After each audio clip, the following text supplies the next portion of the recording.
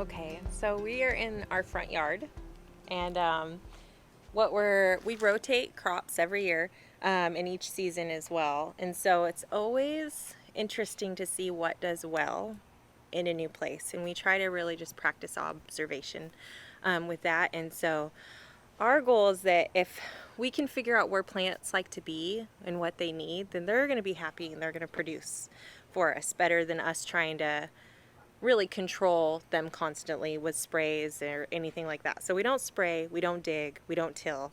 Um, we just try to work with nature as much as we can, and are really thankful that we've built an ecosystem where birds and butterflies and bees and even snakes and turtles like to visit, and they add to it instead of take away. So anyways, let's start in the front. Um, this is Right now we have Romas that are coming to an end, and when those all get harvested, we'll pull them and plant something else. So these two rows are mostly heirloom. There's a cherry tomato or two mixed up in there, and then our Romas are on the other side. Something we learned this year was we planted a little bit too close. We're always trying to push out, like just push things to see what we can get the most out of our very small space. And so we really pushed it, and we can definitely see where there was more humidity and problems. So we're learning from that, and we're still getting an abundant crop. So we're just learning that, okay, we're going to give them a little more space, and we're going to be rotating stuff next year as well. But so it's been raining the last 2 days, like a ton. So what we do when the rain comes, because it really pours, is we pick any tomatoes that are even close to being ripe and take them inside. So it looks like full of green tomatoes, but it was full of a lot of red ones, and we've been harvesting them as they slowly ripen and take them inside, so that they don't get ruined by the epic downpours that come out of nowhere. At the end of the tomatoes out front, we have shishito peppers, which are great. They're not too spicy, not really sweet, but kind of versatile for cooking and eating. And then we have some volunteer loofah. And so when something generally volunteers, we leave it. It's where it wanted to be. If it's healthy and it's not disturbing anything else, we just let it go. These are sunchokes. They're coming up volunteer from last year. There was a couple tubers that we harvested, a lot of the tubers, but some always kind of get stuck, which is a really great reason that you need to have them in a closed container, because they will take over. All right, let's go over here. Of course, our strawberry patch is done and going crazy, but every once in a while, something else pops up. And we have our lettuce finished up in there. I've still picked a few leaves for salad, but it's pretty much done. And then we have flowers.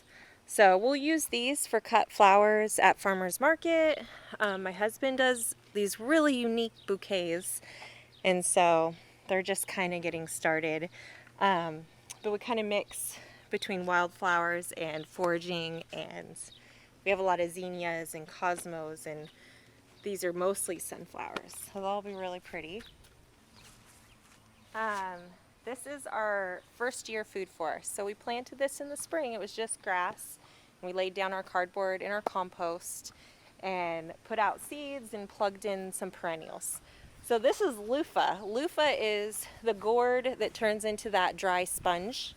And so we're just using it, or we're training it to go up the pecan tree, and hope that it will grow up there and grow healthy, and we'll get lots of loofah to turn into sponges to use to wash our dishes and bathroom and share at farmer's market. But I can't wait to see them hanging from a pecan tree. It will look like we have a loofah tree.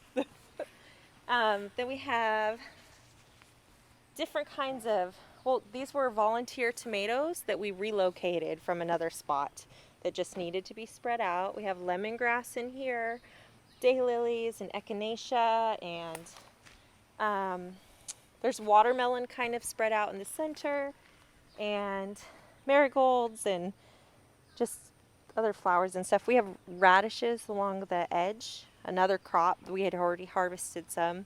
So successional planting is really important to us to get the most use out of the season and time we have, and also to keep the soil covered. Yeah, so this food forest in the sense is it's really layered just work together, and all the flowers are really drawing in pollinators, and the squash is spreading out as a ground cover as well, and these are persimmon trees that keep growing, and got our peach trees that we transplanted, huge. But we're trellising cucumbers up the peach trees as well to use as a trellis. Um, these are some of my favorite. These are oh, the pecan tree, like sheds a lot. These are straw flowers. They're also called everlasting flowers, I think in Asian countries, and they're so cool because they dry and they look exactly the same. So they're really fun for bouquets and flower crowns that we've done at festivals and stuff. So those are really neat. Cucumbers that we're trellising up the peach tree. They're kind of funky, but they still taste good. So we're just trying new things and really enjoying them. So we have the layers. Yeah, this is its first year. So the soil isn't built up like our backyard. So now we're in the backyard. And some things that are coming up that weren't here before are the bananas. And they're looking good. And they usually get up to about, say, halfway up the window. So, and we use those leaves for tamales and different things.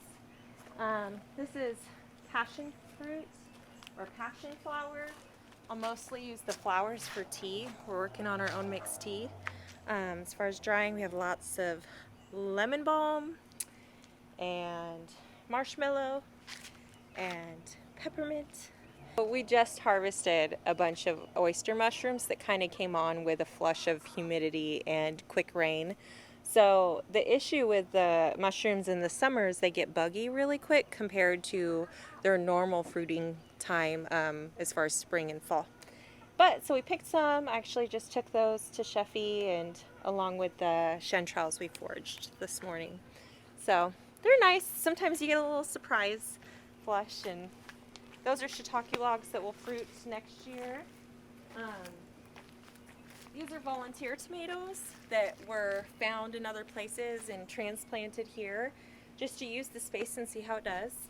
Our elderberries have all been pollinated and the berries are starting to form. They are insanely big. But so when those start to get red, like we're really purple, then I'll just come out and cut them one bunch at a time rather than trying to net them and have that cause an issue with the birds and other things that need them here in our little ecosystem. And then we have multi-sown onions that we need to harvest, and lots of volunteer parsley and other stuff that will be harvesting this and putting kale and those kind of things in this bed. We had potatoes here this spring that we harvested, and we've planted sweet potatoes. It's kind of an undercrop. Got basil holding on. So last time, for those who saw the spring video, maybe my husband can link it or something, which we're totally amazed that people watched that and liked it and are super encouraged by other urban homesteaders or whatever, backyard gardeners that are trying to grow a lot of food in their communities. So there were peas here, and we harvested those and got these squash in. So we're doing a few different things. We've got dill interplanted. We have radishes sown underneath. And these are the whatever. They're like an heirloom zucchini that is amazing. Well, this is like getting mature, but there's other ones coming on. I mean, there's going to be a ton. So vine borers are like demonic bugs we have here that lay their eggs and they bore into the vines and kill a bunch. These ones are more resistant to that because they have hollow stems, but they still can die from those. And the squash bugs are crazy. So we have dill and also radishes planted among our squash. And the dill is supposed to bring in predator insects. And I think it's working because we have had some squash bugs. But like I'll come out with a cup of water in the morning and pick off a couple, but it's nothing compared to what I've seen in the past. and we've found some eggs, but really not that much. So I think we just found a great spot for them, but of course we'll move it next year because we don't want the bad bugs to come back and find them. But these are doing great. We've seen vine borers flying around, but we haven't seen any die off from them laying their eggs and boring yet. And yeah, I'm just really excited. So this is our squash arch, and I think the dill really helps. And then there's also the radishes on as a like floor crop cover thing. And then, okay, well, oh, you gotta look at this. This is insane. So this is Malabar spinach. So we've started harvesting this and stuff, and it's just crazy. I think it's gonna eat the house. I can't wait to see what it looks like at the end. But it's just a really heat-loving Asian spinach, and it has kind of these like thick coated leaves, and I don't know, they're kind of, it's cool. It's taking over and it's edible, and I like it. Then of course we have our mandarin little cutie tree. Our eggplants are also doing really well. So they're in the wicking beds, so they're getting water from their roots, and water is stored underneath. And so from a wicking method. But we've already taken some eggplants to farmer's market. This, I forget the name, Antigua? This Antigua variety. And we've taken them to the set for Killers of the Flower Moon, for Sheffy. And then these are, I don't know, whatever, regular ones. But they're just so pretty. So they're loving it. I can't wait to see how big they get, like just tall, because they keep flowering and producing. So anyways, we've never grown eggplant like this, so I'm just kind of amazed. We've got peppers here. They're falling off. Lots of jalapenos, and then behind it, also climbing like crazy, is jicama. So that's a tuber root vegetable, but it also has all this leafy green stuff that's not edible that it puts on. And we're going to actually use it as a covering for our window, to help shelter some of the heat, to keep our home cool. But it's just kind of a purpose of using multiple things. So the brick, like this wall, gets so much sun during the day that it really heats up, and then it continues to just like permeate heat all night. And so for these heat loving vegetables, like, it's just crazy, they're soaking it up. And so again, it's really just about meeting the plant's needs and seeing them flourish, and we don't really have to do that much for those things. So this is our herb terrace thing we built, which the ducks have kind of like pummeled a few times, but it's coming back. They kind of went through a season where they really like to lay their egg at the top, so, but I think we're over that now. And we have volunteer tomatoes in here as well that we're just staking up to have more tomatoes.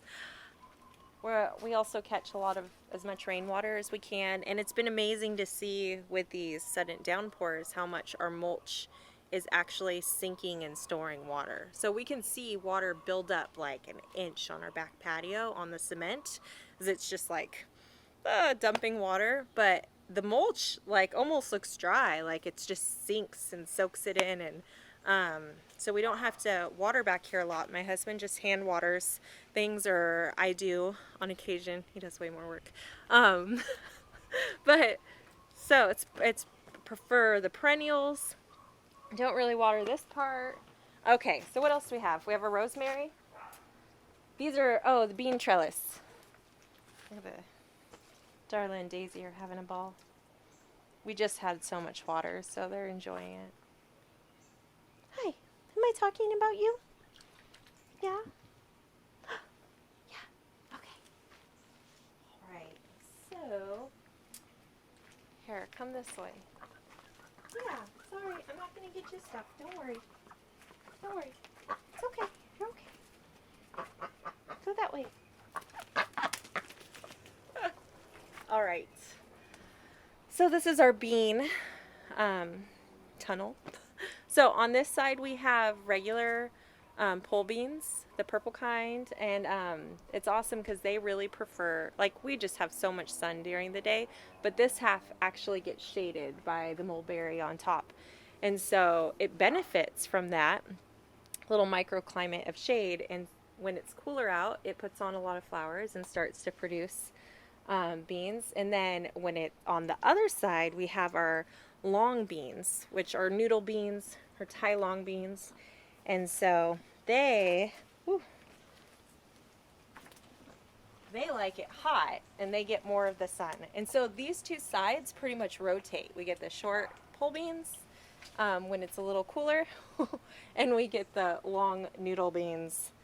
Oh, so here, so there's one. That one's ready. But the only thing is they get kind of hidden. But no, it's not ready. Anyway, so they just kind of rotate, which is awesome to see. Yeah, and we just took our first batch of noodle beans to market last week. But they're so cool. It's like getting more bang for your buck because they're both flowering. When these put on like these double flowers, there's the green ones with the white flowers or the purple ones with the purple beans. This is our butterfly garden. It's kind of what's left of our first little food forest that's been established for 4 years. Anyways, we have we have our 2 apple trees, our pear tree, our grapes in here, our asparagus. There's some other perennial flowers such as echinacea and marigolds and zinnias that reseed themselves, and comfrey that comes back as a perennial. So it's just our butterfly garden. We don't really do anything to this. We let it go. We look forward to harvesting grapes and asparagus later and whatever fruit comes out. Are you ready? Do you want down? Do you want down? She's so cute.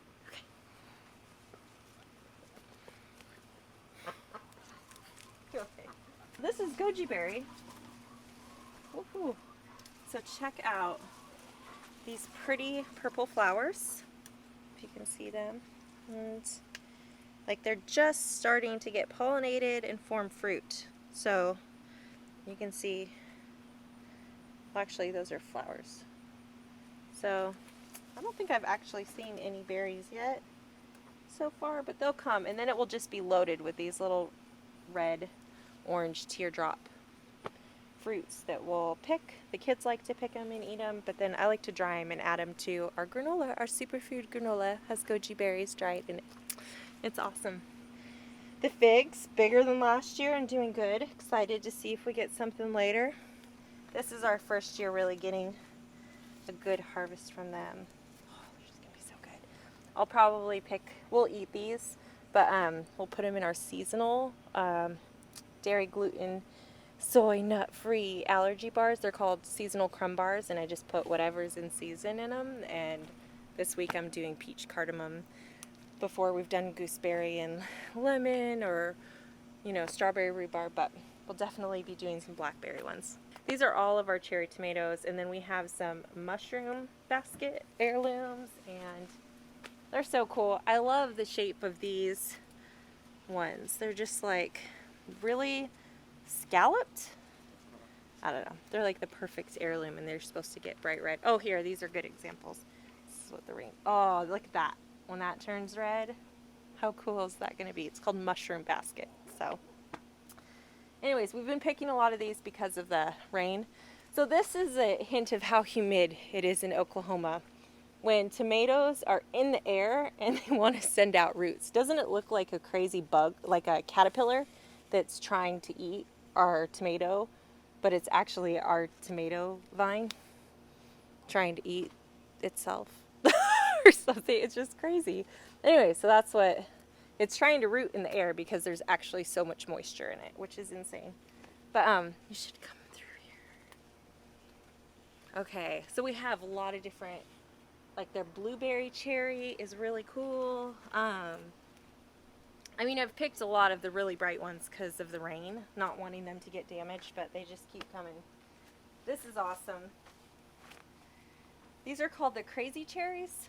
And they're just kind of a big batch, like the almost like grapes. They just come on. But so this is like pretty ripe, like it's soft. They're just so mellow. Mmm. Oh, it's so good.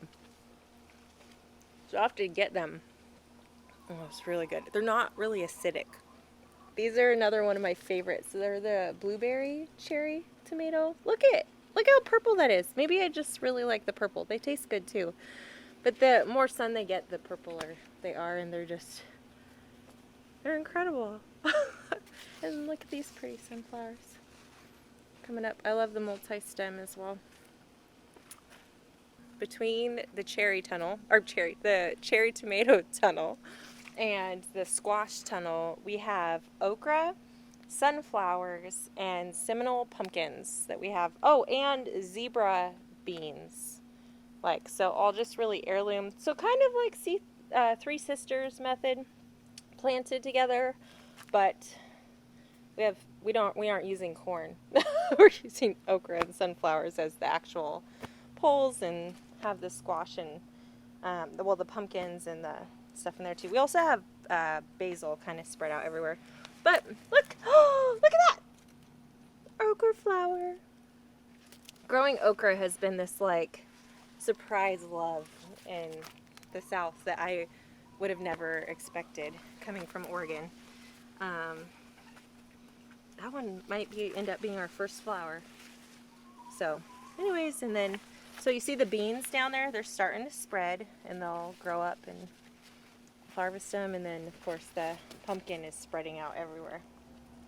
Okay, well thank you guys for joining us in our garden and just seeing how things are growing early summer. Zone 6B, what packing out a 1/13 of an acre with a house and other stuff on it looks like. And if you saw our first video at the comparison, I hope that encourages you how quick things can be successionally planted and how many crops you can grow in a short time. And if you're buying seasonal produce from us or baked goods at farmers market, I hope you're encouraged to see where that little bit of food you're getting comes from, just 1.5 miles away. And more than anything, I just want you to know that you can totally do this too, and what a big impact it makes, like, oops, it makes here in your community, for your family, and for the whole world. And I really believe that, and so I hope you enjoy it and that you start growing something.